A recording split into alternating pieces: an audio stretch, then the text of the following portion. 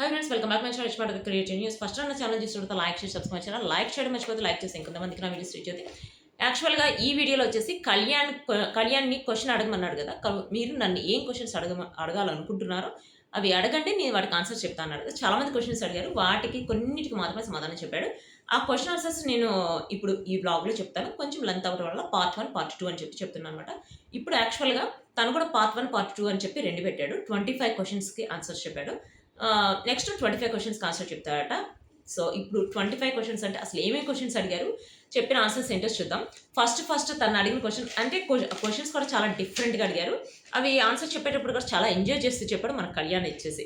ఇప్పుడు first question అడిగింది ఏంటంటే, మీరు అర్ఫాన్స్ అంటే ఇప్పుడు అనాథ పిల్లలకి వాళ్ళకి సర్వీస్ చేస్తుంటారు కదా. అంటే చిన్నప్పటి నుంచి అది అలవాటైంది. ఎట్లా అలవాటైంది అంటే యాక్చువల్గా నాకు చిన్నప్పటి నుంచి అది ఉంది. నేను కొంచెం అమౌంట్ ఉంటే అట్లా అర్ఫాన్స్ వాళ్ళకి డొనేట్ చేయడం నాకు అలవాటు. ప్లస్ నేను చెయ్యటం పక్కన పెడితే, నేను చెప్పానని చెప్పి అట్లా డొనేషన్ చేసాడు నాకంటే డబల్ చేస్తున్నాడు. అదైతే నాకు చాలా హ్యాపీగా అనిపిస్తుంది అని చెప్పాడు.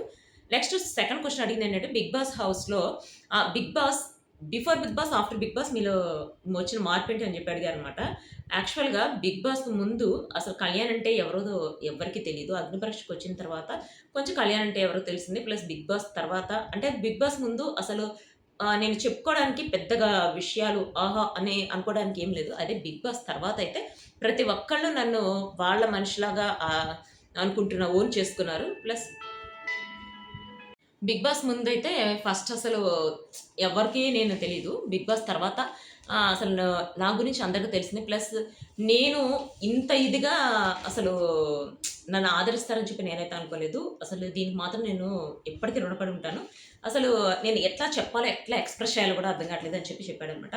నెక్స్ట్ ఇంకొక క్వశ్చన్ అడిగారు. ఆ క్వశ్చన్ ఏంటంటే, చైల్డ్‌హుడ్ నుంచి యాక్టింగ్ అంటే పిచ్చి అన్నారు కదా. 80s నుంచి ఇన్స్పిరేషన్ అన్నారు కదా అని చెప్పి. అంటే అవును, నాకు చిన్నప్పటి నుంచి 80s నుంచే నేను యాక్చువల్‌గా నాకు సినిమాలంటే పిచ్చి. అంటే సినిమాల్లో మూవీస్‌కి ఎక్కువ మా ఫాదర్ అయితే తీసుకెళ్ళేవాళ్ళు కాదు. పోస్టర్స్ లేదా ఎవరిదైనా పోస్టర్ చూసినప్పుడు నన్ను నేను ఊహించుకునేవాడిని. నేనైతే ఇట్లా ఉంటాను కదా, అట్లా ఉంటాను కదా అని ఊహించుకునేవాడిని. బట్ మూవీస్ అంటే నేను హాస్టల్స్‌లో ఉన్నప్పుడు వెళ్ళేవాడిని. అంటే చాలా పిచ్చి మూవీస్ అంటే. బట్ ఇట్లా వచ్చి ఇట్లా మూవీస్‌లో సెటిల్ అవుతానని చెప్పి అంటే నేను అనుకోకుండా ఇట్లా వచ్చి అసలు మూవీస్ వైపు వస్తానని చెప్పి నేను అనుకోవడం గానీ, ఇదంతా ఎక్స్‌పెక్ట్ చేయలేదు. బిగ్ బాస్‌లోకి రావటం, అగ్నిపరీక్ష రావడం, సెలెక్ట్ అవ్వడం, బిగ్ బాస్‌కెళ్ళడం, ఇట్లా మళ్ళీ నేను అనుకున్న గోల్ రీచ్ అవ్వడానికి ట్రై చేయడం, ఇది మాత్రం నాకు చాలా హ్యాపీగా అనిపించిందని చెప్పి చెప్పాడనమాట. నెక్స్ట్ ఇంకొకటి అడిగిన క్వశ్చన్ అంటే, బిగ్ బాస్ జర్నీలో హ్యాపీయెస్ట్ మూమెంట్ అని చెప్పి అడిగారు. హ్యాపీయెస్ట్ మూమెంట్ అంటే ట్రోఫీ లిఫ్ట్ చేయడమే. అంటే ఇంకా దీనికి మించి హ్యాపీయెస్ట్ మూమెంట్ ఏముంటుంది. ప్లస్ మరి సాడ్ మూమెంట్ అంటే, సాడ్ మూమెంట్స్ అంటూ ఏం లేవు. బట్ కాకపోతే అసలు ఇంకా ఫినాలే వస్తుందంటే నాకు కొన్ని వారాల నుంచి అసలు అయితే నిద్ర పట్టలేదు. ఏం జరుగుతుంది అని చెప్పి బాగా లిటరల్‌గా చాలా టెన్షన్ వచ్చేసింది. అందుకని నిద్ర పట్టలేదు. అదొక్కటే సాడ్ మూమెంట్ అయితే ఏం లేదని చెప్పాడనమాట.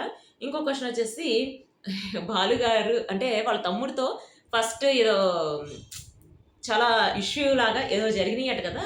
అంటే అవును, చాలా అసలు ఫస్ట్ బాలుని హైదరాబాద్ చూపిద్దామని తీసుకొచ్చాను. అప్పటిదాకా ట్యాంక్ బండ్ దగ్గర అక్కడ బైక్స్ పార్క్ చేసి ఉంటదనమాట ఒక పార్కింగ్ ప్లేస్‌లో. అక్కడ కాకుండా వేరే చోట బైక్ పార్క్ చేస్తుంటే, నేను కూడా అక్కడ బైక్ పార్క్ చేసి ట్యాంక్ బండ్ చూపిద్దామని చెప్పి బాలుని తీసుకొని పోయాను. బాలు అంటే వాళ్ళ తమ్ముడే అనమాట. తీసుకొని పోయాను. వచ్చేటప్పటికి బైక్ లేదనమాట. బైక్ లేకపోతే ఇదేంటి బైక్ లేదని చెప్పి నేను పక్కన ఉన్న ఐస్ క్రీమ్ బండి అతన్ని అడిగాను. అడిగితే అతను చెప్పాడు, ఇక్కడ ఖైరతాబాద్ దగ్గరికి తీసుకెళ్ళిపోయారు. పోలీసులు వచ్చి తీసుకెళ్ళిపోయారు. హైదరాబాద్ పోలీసులు వచ్చి తీసుకెళ్ళిపోయారు. అది ఖైరతాబాద్ దగ్గర ఉంటది పోలీస్ స్టేషన్ అని చెప్పారు. ఇంకా బండి లేకపోతే మా బావ అయితే నన్ను ఊరుకోడు. ఇంక అందుకని పరిగెత్తుకుంటూ వెళ్ళాము. యాక్చువల్‌గా అప్పుడైతే చాలా ఫిట్‌గా ఉంటాం కదా. ఇంక అందుకని వెళ్ళాము. వెళ్తే అక్కడ చెప్పాననమాట. అసలు నాకు ఇక్కడ పార్క్ చేయకూడదని తెలీదు అంటే, లైసెన్సులు చూపించి ఫైన్ కడితే ఇచ్చేసారు. ఇచ్చేసిన తర్వాత ఇంక మనం ఊరుకుంటావా? అక్కడ కూడా ఇంకా ఎక్కడ చూడాలని చెప్పి వాళ్ళ తమ్ముడు అన్నాడంట. మనం అసలు వదిలేది లేదు అని చెప్పి ఏదో బ్రిడ్జ్ చూడాలని వెళ్ళాడంట.